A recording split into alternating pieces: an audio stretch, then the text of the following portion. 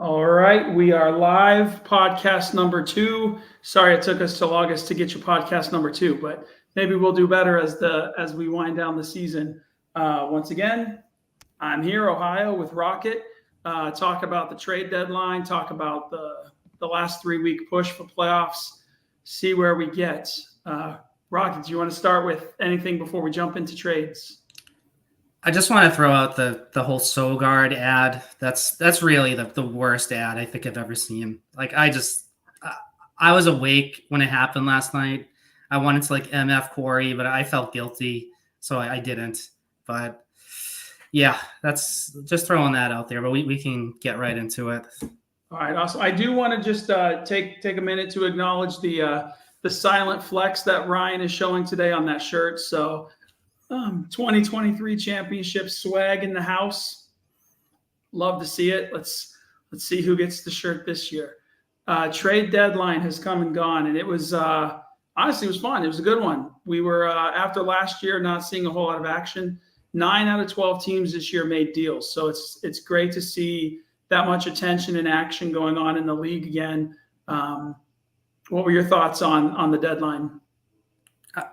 So I agree. It was good to see people being active. I definitely think there was some missed opportunities, especially Hudson.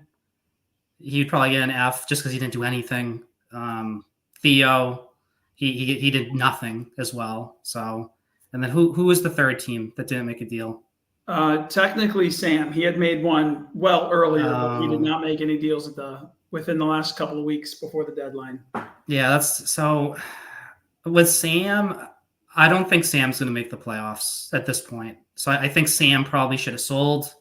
So he made a huge trade earlier in the year, which was a massive deal. It just hasn't really done anything. He's still on the outside looking in. So I feel like he should have seen the writing on the wall and started to sell. And it seemed like he's still going for it, and then he didn't do anything. So yeah. And truthfully, I look at his roster, and if he does fail to make the playoffs, it may be the best roster that does not make the playoffs that this league has seen in quite some time, because he's pretty stacked. It's just, I don't know what's going on there. Getting Mookie Betts back is going to help significantly, so he's got to get hot. He's got to get hot pretty quickly. I just think it's too late, because he has Boston Lobsters this week, who's solid. He's trying to win. He has me the last week, and I'm going to do my best to make sure he doesn't make the playoffs, because I agree, he has a great roster, and he's statistically the second best team in the league. So there's been some bad luck, but it's also been him taking on players that are injured, wasting spots on that, having injured spots, active spots and injured players. So some of this is his own fault. Yeah, and I'm excited to say we have Corey chiming in. I believe that is likely directed towards you. Yeah, probably. But... And fortunately, we also have Hudson, who would like to retort Corey. Yeah. So we see you loud and clear, and it's good to have listeners, which is great. So let's jump into the trades. First one we'll put up here is involving yourself, getting Sonny Gray, turning Colson Montgomery, Khalil Watson, and a second-round pick to Sonny Gray. So how'd that trade come about for you? So I didn't even bother texting Corey, because I didn't want to deal with the no, no with no counter. I didn't even want to deal with that. So I sent it on the site. I forget what I sent him. I think I offered him Crochet and a pick for Sonny Gray. And he countered with this offer, but with a first. And I rejected it. And then I countered with a second, and he did it. The big get is Colson. He's kind of had a tough year, though. But I think for Corey, it made sense to at least get one prospect. He should have done more.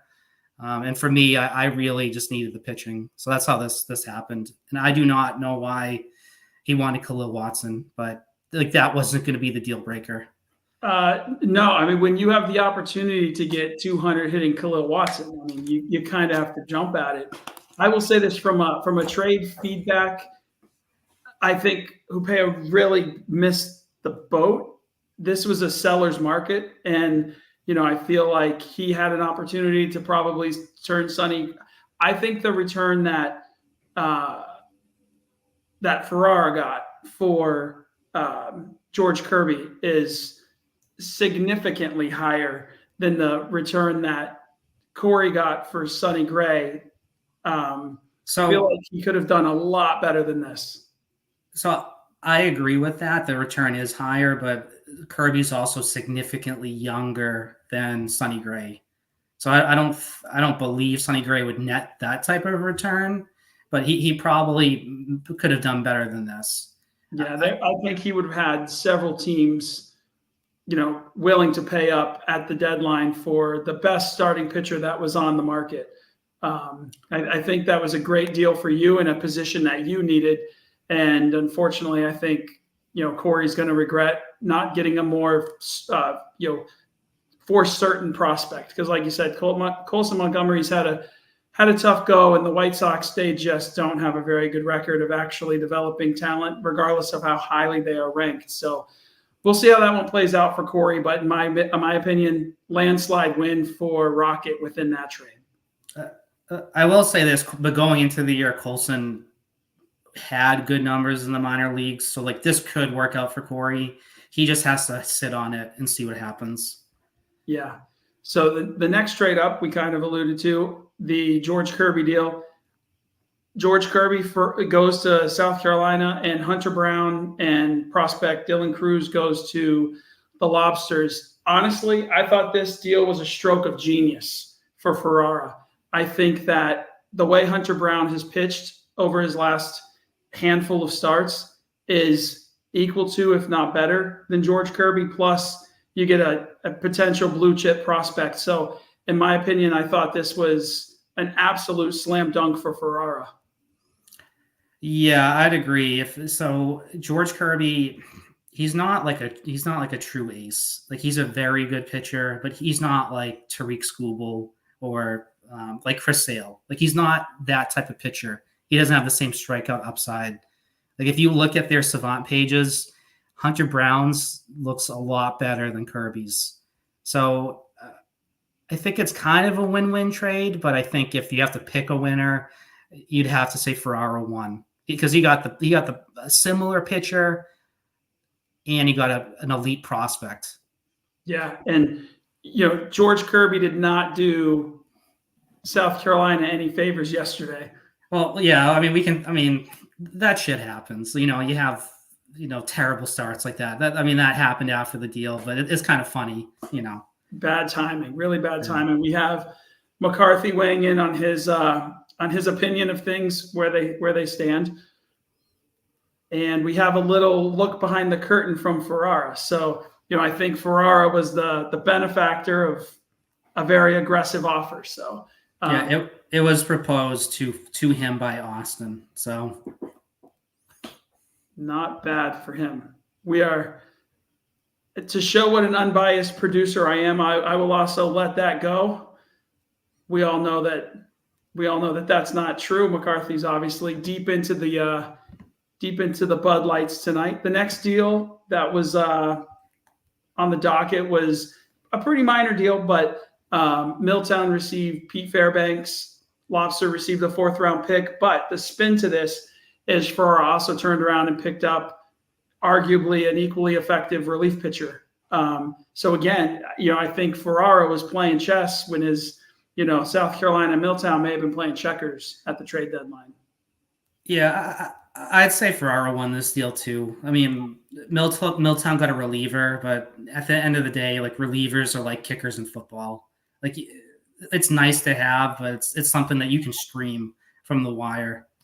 So yeah, I'd say it's definitely a minor deal, but Ferrara won it. Get a pick for a reliever and just pick one up. Absolutely. So a little bit more of a substantial deal was a deal between yourself and Four Horsemen. Four Horsemen gets Ozzy Albies, obviously, as a piece for next year, and you received Jackson Merrill and Kenley Jansen. Honestly, I think this is a pretty fair deal. I think it's a good deal for Jason to, get a more certain player in Ozzy Albies to, put with his roster for next year. And Jackson Merrill, he's got position flexibility, brings some speed. He's a good-looking young player. And Kenley Jansen, like you just mentioned, relief pitchers are kind of replaceable, but you need quality relief pitching, because what I found at this deadline is relief pitching prices were actually pretty high. I think relief pitching was in pretty high demand. So overall, I thought this was a pretty fair trade. I thought it was a pretty balanced trade, and one that benefits both you and him. Yeah, this took a lot of waiting, because he was working with you. He was working with, he ended up doing the huge deal with San Diego, which we'll talk about, and that kind of impacted this deal. It came down to Jackson Merrill or Michael Harris, and I just let him pick. So I was happy with either player. I'm a pretty big believer in Jackson, but Albies is definitely the more certain player, like you said. Yeah, no, absolutely. So leads us to the next deal involving myself and Socho, Kyle Schwarber and Ryan Helsley coming my way, Junior Caminero, Lauder, Collier, and a first-round pick going to Socho. So I will let you have the floor first on this one.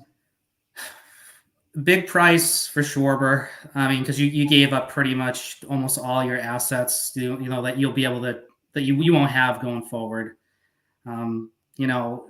You're already leading the league in home runs.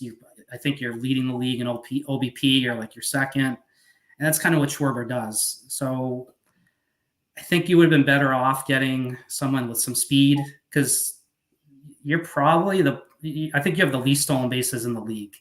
Like, you can pretty much, when you play unless you have a lucky week, like, you can pretty much mark off you're going to lose that category immediately.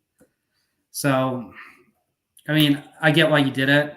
I think you could have maybe got Marte for cheaper, and I'd say Marte is probably comparable to Schwarber this year.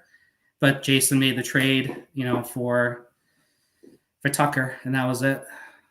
Yeah, so, and admittedly, I had checked on Marte, but I thought the price was kind of high for my taste, and honestly, finding speed is hard. So luckily, Xavier Edwards is kind of bailing us out right now in the speed category, out of nowhere. We'll see if the bottom falls out on that. Yeah, he's pretty BABIP driven. It's probably going to fall off. Very. I just need it to last like a month. So kind of how this deal came together. Socho and I talked, for kind of the day leading up to it. He had interest in Caminero. I just kind of focused on best player available amongst the three teams that were likely to be sellers, and that's kind of where I landed on Schwarber. And we'll see what happens. I have a very kind of narrow focused path to victory. So I just decided to supplement what I do best and basically try to pound people to death to get into the playoffs, and then hopefully ride that through the playoffs. The caveat to that was I was not expecting Junior Caminero to literally make his debut with Socho before Schwarber even made his debut with me, because they had the way that off days fell. So that was kind of unexpected. But overall, I hate to give up a first round pick, but, kind of play season to season. So it seemed like a good opportunity to be aggressive. And then it was on the heels of the next trade we're going to talk about, which was, kind of a massive cannon shot. And I felt like those of us trying to compete, we needed to kind of make a counter move to offset the trade that San Diego made. So that's kind of where we were on that. The trade we're talking about, in my opinion, the blockbuster of the trade deadline. Four Horsemen unloads Seager, Ketel Marte, and Robert Suarez. They bring back Kyle Tucker. Kyle Tucker obviously is a good piece to build around, but I felt like this is a pretty steep price to get him. Full transparency, Four Horsemen had offered me this exact same package for Juan Soto. I don't believe Juan Soto and Kyle Tucker to be of same value. So they're really close in value. that's ownership bias. No offense. Could be, but in our format, I view Soto to be significantly less risk. And so that being said, I feel like San Diego did well to get Seager. Hopefully Marte's injury is only a day-to-day thing. No, I hope he's out for the year. I mean, let's be real. I don't want him to be back. That's true. Well, I don't know why I'm being PC on this. I think it was an interesting trade. But I also can't look at this trade without also thinking back to the giving up Harper and Devers for Tatis and Jason Dominguez. So when I kind of look at what the Four Horsemen has done as a whole, you've unloaded Harper, you've unloaded Devers, you've unloaded Seager, you've unloaded Marte to get Kyle Tucker and Fernando Tatis Jr. So for his sake, I hope Jason Dominguez checks out, because if not, I really feel like he has set his team back significantly for next year. I don't think this was necessarily productive moves. He got Michael Harris as well, like with the Harper Devers deal, and he got Lazaro Montes, I believe. So I think Tatis and Harris is like for a rebuilding team is it's at least close to Harper and Devers. I mean, Harper's already 31, 32. Devers is still young, but Tatis is the best player in that deal as long as he stays healthy. See, I'm pretty high on Devers. I don't think that I think Devers could arguably be the best player in that earlier trade. But I guess I was surprised that he wanted to rebuild, because I thought he had some pretty good pillars to have success over the next 2 or 3 years. So I agree with you there. I don't condone what he's doing. Like I would never do this, like what he's doing. But I guess once he's committed to it, so now he's just all in. So, and I will say kudos to that. It's better to be all the way than half the way. So can't knock him for that. And I always love to see aggressiveness. So that wraps up the trades that were made within the last few weeks. Again, I think it's awesome. I think it's refreshing to see so many trades happening. Hope to see that in the off season and then leading into next year as well. But I thought this would also be a good time to just revisit the earlier segment, just have a nice laughter break over Nick Sogard, which coincidentally, Corey Hopea chimes in. LOL, Sogard leaves with injury. Well, you're not going to miss him. So just pick up, I think Wong is still out there, right? From the Red Sox. So you pick him up. Oh, I'm sure he'll be able to fill the void somehow. He will absolutely find a way. So looking ahead, we got week 20 matchups. We are halfway through the week, and this week could really play a pretty pivotal role for putting a couple of teams to bed or catapulting them into contention status. A few of the matchups that I feel are probably the most important would be, just kind of going down the list, the Bed-Stuy Boston Lobsters matchup. Yeah. I feel like this could make or break both of their seasons, depending on how things go. And right now, Bed-Stuy's jumped out to a pretty sizable lead. Like I said, it's closer now. Yeah. I think Ferrara did really well at the trade deadline, but I think Bed-Stuy has a better roster. So I would expect Bed-Stuy to kind of pull away in that matchup. But what are your thoughts on that matchup? I mean, that's probably the most pivotal matchup of the week, because I agree. I mean, if one of them loses big, it's probably over. Like their season's probably done. There's just not enough time left. I mean, they're both. I think Ferrara is 5.5 out and Sam is 6 out. Mm-hmm. So like this is really it. The matchup's pretty close. I see the score. It looks like it's big in Sam's favor, but the actual matchup is a lot closer.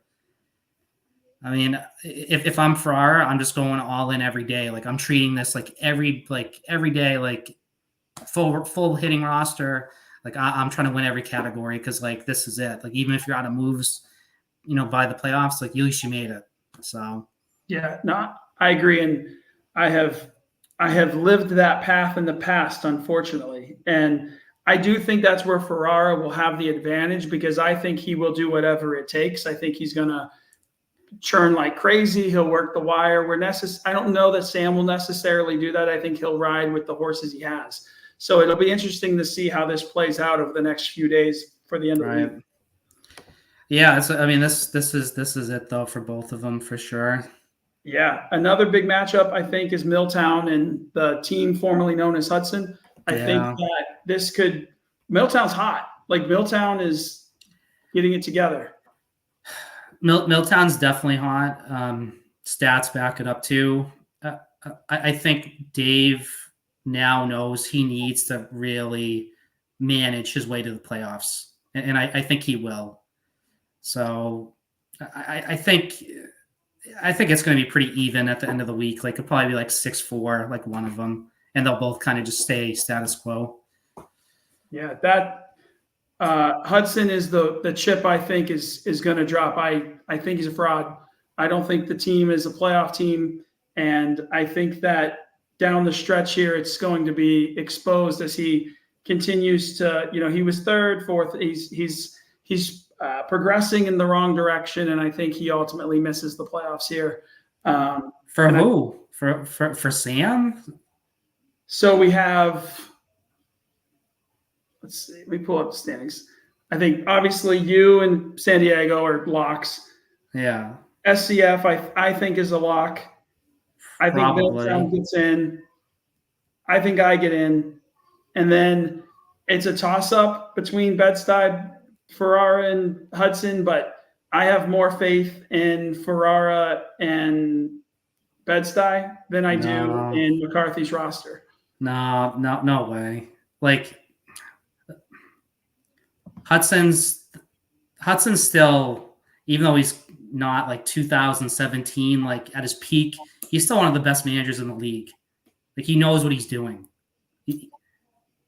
Yeah, we'll see. Father Time is undefeated, and I think Hudson is on the decline of his. He's in the Biden years, so we'll see what's happening in Hudson. But we do have some Milltown fans in the house, which is it's getting steamy in the chat. I mean, I gushed about Milltown's draft. I was literally gushing during the draft. So I feel like Milltown's back. Like I think he is like more locked in. He had some kids. He's more of like into fantasy now. So he has more time. I think he's back. I think he's going to make the playoffs, but I think they both do. You said the magic potion. He added to the family, and now things are looking up. And getting Lopez for Luis Robert really changed the dynamic of his team. Like I really like his pitching. Yeah, and Robert is just like Robert. You could argue is not a keeper. Like it's trending that way. He might not even be the keeper. Yeah, he's been brutal. Another key matchup I think for this week is Theo's hanging on by like the thinnest thread ever. So I'm pretty much going to throw the dirt on him. It's just a matter of, can I run the score up on him? Because our last 2 weeks are tough matchups with Rocket and with SCF. So in order to secure our place, this is a week that we need to win big. I mean, let's be honest for a second here. Did you tell Theo to take a dive? He hasn't managed his team since August 12th. No moves. I have not, and I was not aware of that. But I will say, I did text him to see if Munoz was available, and he did not want to make any moves. So I thought that was like, just take anything you can get for a relief pitcher. But yes, honestly, FTS 2.0. That's all Theo is. It's slightly better, but he sucks anyways. Just F on the deadline, F on what he's doing this week. Just garbage. F's all around. We've got you and San Diego. Mm-hmm. number 1 versus number 2. Mm-hmm. We'll see where that gets you in 6-7 weeks, whenever the playoffs build themselves out. But what are your thoughts on that matchup? How seriously are you taking that matchup, trying to regain the number 1 spot? I'd like to. I just don't want to get blown out. So I just want to kind of keep it close. So, people behind us don't game. I think both him and I are probably going to be 1 and 2. We're going to get a bye, and that's my big objective. I mean, I'd love to beat him. I mean, there's some of you guys that I really enjoy just beating when I do, and he's one of them. So I'd love to win, but it's not a priority. That's fair. And we just want to send our best wishes to Michael Ferrara, apparently rocking the back brace. Oh, is he? That should give you plenty of time for fantasy baseball. There is no excuse not to secure that 6th seed now. And then the only other 2 matchups this week, quite honestly, I don't really think they deserve a whole lot of time, is SCF and Hupea. I would anticipate SCF should roll in that matchup. He is losing at the moment. And that could be a significant factor in seeding. It could be, yeah. He trips through that matchup. I mean, talk about a fraud. SCF is still a fraud. How he's doing it this year, I'm not entirely sure, because he's made some tough moves, but it's good to see traditional bottom dwellers in contention this year. I will say that. I like to see that. So it took 7 years for Austin to come back from the dead, and it's taken 10 years for San Diego to come back from the dead.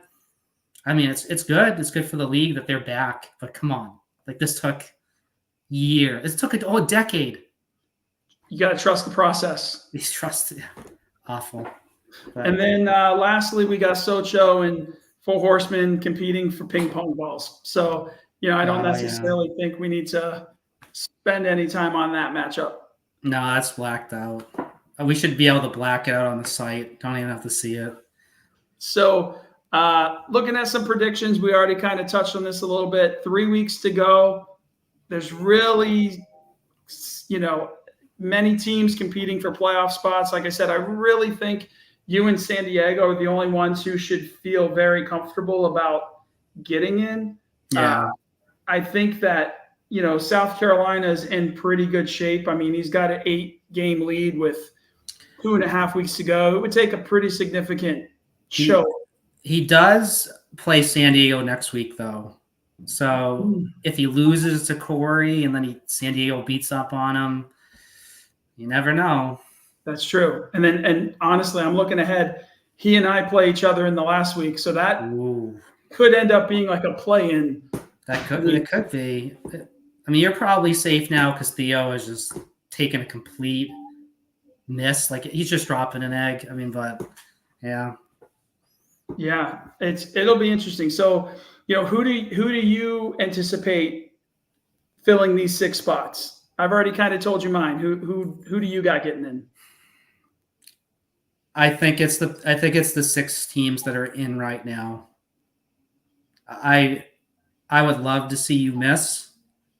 No offense. Well, you should actually be offended. I'd love to see you miss. I don't think it's going to happen. I think you're in, and I think definitely McCarthy is in. I think it's the 6 we have here. Sam's out, and I think Ferrara is going to come close, but it'll be like just short. Yeah, it's going to be. I think it's going to be tight. I really do. The one thing I will say I'm happy about, I checked kind of the matchups. Four Horsemen doesn't play any of these. They play, I think, the bottom few teams. So I think from a competitive integrity, I think we're all going to kind of play each other. Those of us that are competing for these final playoff spots. Yeah. And I think that's important. I think that should make for a lot of fun. But like I said, I I know it's a tough road to climb, but I just see Hudson falling out. I don't think that they have a ton of talent depth. I think the other two teams could get him. It just isn't everything. Like when he beat me in 2017, I had hands down the better roster. He just won. I mean, he won by like 0.07 ERA or some nonsense. But he won. So it just pure talent on your roster isn't everything. Yeah, but drinking does kill brain cells, and that was 7 years ago. So I don't think that's this. I don't think he's dealing from the same deck at this point. So we'll see. It'll be interesting to see how that all plays out. It's fun to watch a race to the end because I don't think we've had that in quite a while, honestly, in this league. So it's exciting to see more competition. Yeah, it's been pretty like competitive. Like there's been a lot of parity, I would say. Outside of San Diego and me, everyone else is kind of close. 3 through 7, pretty 3 through 8 evens close. Yeah, and even with the runaways, I feel like that you and San Diego have been on pretty much all season long. Mm-hmm. I think everybody's vulnerable. Like I think there are some weaknesses, whether it be pitching shortages. I don't think that either of you have the best pitching in the league. So I think San Diego might. You think so? I think he does. I think he does. His problem, San Diego's biggest issue, is his offense is not good. He probably has the worst offense of all the playoffs teams. Like he probably should have done more offensively in the deadline than he did. He made a big trade, which he really needed it, but he probably needed a little bit more. Yeah, I do think he is definitely buoyed by, Bellinger at the waiver could be big. And then, Seager, Ketel Marte, those are big. Those were aggressive moves, which I love to see because I think a lot of times, in this league, some owners get caught up with I don't want to be the one who deals the best player, Yeah. So I'm glad to see that not be the case here. I applaud what he did because he did deal away the best player and he went for it this year. Like he might, wish he didn't do that deal in a couple of years, but in the position that he's in and he really needed offense, like he did step up and he is going for it. So I agree. Yeah, I love to see it. So we've got Dumont chiming in with, moving the fan tracks, potentially revitalizing the league. Honestly, I do think many of the changes that were made has helped. So I'm just going to show you have you seen the new Yahoo app? I have not. It is. So I think we're not going to go back at this point. Like this is the interface now. Like this is like how it looks. And then like your team looks like that. Like, I don't know if you can see that, but it's not nice. So they've gone a step backwards. They've gone back. So I think we're here to stay. And I agree. I think this was a good change. Yeah, absolutely. And honestly, it's great that everybody kind of rolled with the changes. We got through the first year, which was, it has challenges. But I think the year we had from CBS to this, I should say, and I feel like it's been really smooth because last year was a train wreck. Like I thought CBS was just absolute doo-doo, and this has been a lot better. The platform's better. If we had limited starts, I don't think CBS would have been as a negative experience. Like I think we should have just went to 10 starts last year, but we made the changes now where it's trending in a better spot. Yeah, and for our keeps the Milltown fantasies alive tonight, he is just like sweating up the chat room. I'm glad it's after 9 o'clock at this point because the freaks come out after 9. All right, cool. I don't really have anything else on the agenda. Was there anything else that you wanted to touch base on or talk about? Do you want to make a finals prediction before we wrap up here? You know what? Why don't we do that? Because we don't have a great history of actually returning to the podcast anytime soon. So we will. Yeah. I think we'll try. I would love to try to get this more weekly now that we're getting into the more meat of the season. But if I were a betting man, Mm-hmm. and I can't believe I'm going to say this, but I'm going to roll with a team of destiny, which at this point seems like Milltown. I just feel like Milltown has got something going here, and they've kind of hit the gas at the right time. Like Milltown is the overall winner. Is that what you're saying? Yeah. Who do you think he beats? You know, again, obviously without knowing where we're going to be, but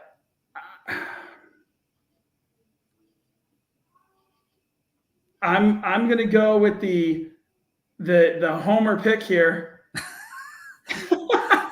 I think it's going to be like a 5. I think it's going to be like a 5 versus 6. I think Milltown and I are going to get hot, and we're going to ride momentum. That's where I'm at. All right. Is that what your heart's telling you, or is that what your head's telling you? They're connected. Okay. I could see Milltown. I think it's yeah. I think it's possible. Come on, just it'll feel good for you to say it. Ohio. Oh no, I think I feel like it's gonna be. I don't want to pick myself because this is just like so disingenuous. We'll go with McCarthy and Hudson. We'll go with McCarthy and Milltown in the finals. We're gonna go with a throwback matchup. At least my pick is going to make the playoffs. Well, yeah. We will Sogard, Crochet. Yeah, what is Milltown? Do you need to drop Garrett Crochet as much as it sucks? So before we wrap up, going back to nobody made an offer. No Corey, no Jason on Crochet. No, neither of them. And before the deadline ended, I sent an offer to Theo and Socho, just like on the site, for just 2 relievers for him. I was like, just give me 2 relievers. Like, who cares? And it just expired. So that's disappointing. I mean, I think they could have claimed him too. Like, I think Socho had a high claim, and I don't know about Theo. I think Corey definitely had a high claim. He could have claimed him too. And like Crochet for like a keeper is great. For right now, he's almost unrosterable. Yeah, no, I'm actually surprised none of the bottom dwellers just took a flyer on him. Because if he gets traded this offseason, his value is going to go up significantly also. Yeah, I think he will be now, especially with all the comments he made about the White Sox and like wanting the contract. I think he's gone. Yeah, I agree. All right, so to kind of wrap this up, keep it to 40 minutes. We got 2.5 weeks left until the playoffs. Yeah. So I think everyone is going to be taking their best shots, especially with how competitive the last playoff matchups are. And we'll see where the chips fall. But hopefully we can get on look at the late breaking. We got Milltown behind the curtain here. Made a massive offer for Josh Naylor that was simply ignored. That's I mean, maybe Corey was asleep. I guess boy. like what time did he offer it at? But I think that's tough. I think that would have been a yes, like for Corey. That is a cleanup on aisle regret. That is no good. Yeah. Evan Carter for Fried.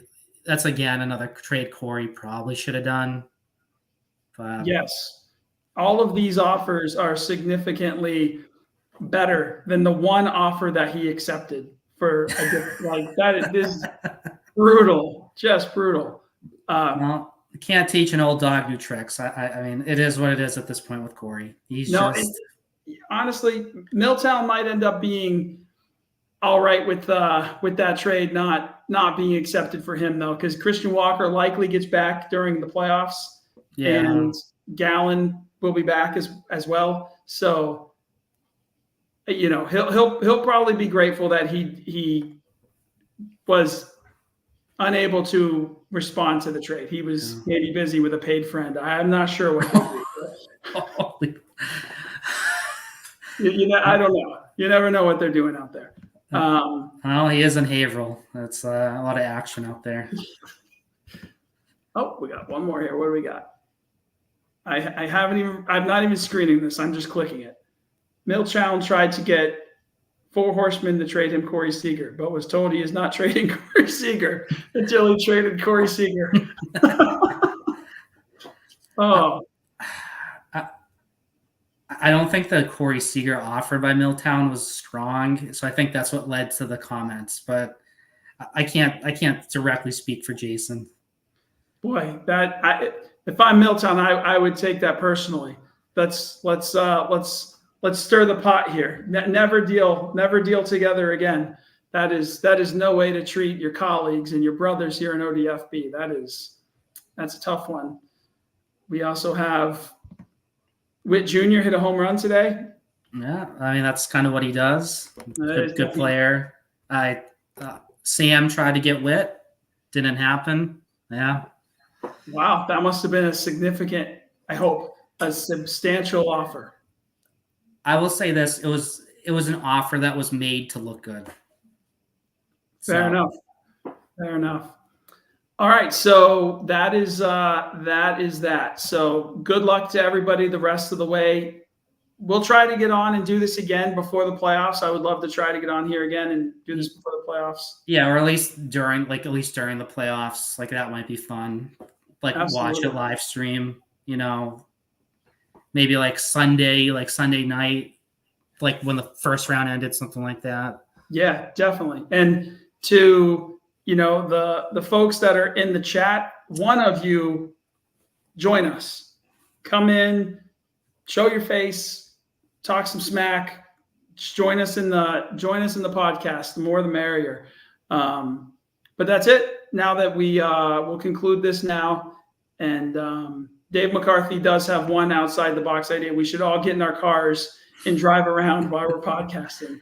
This is not condoned. This is not condoned by us. We would not be doing that. I mean, Dave did do it from his lawnmower. That was a ODFB podcast highlight right there. Nice, love it. It's important to multitask. So yeah, that's it. If you guys want to be competitive, I recommend you start pumping out additional children. It's working for Milltown. It's worked for many of us over the course of the last few years, and we'll see where things go for the rest of the season, and we'll jump on again in a couple of weeks. But that's it. Any parting words? Thanks for everyone that joined and watched this. Hopefully it was a little entertaining, and we'll see you guys next time. And Theo, this is a test. Theo, if you watched this, you need to text me. If you don't text me, I know you didn't watch it. So get more involved in our league because we need all 12 people pulling the rope. Yeah, it's bad enough. We already have Socho, half an owner at this point. All right. So that's it. Have a good evening, guys. Good luck the rest of the week. All right. See you later. Good night.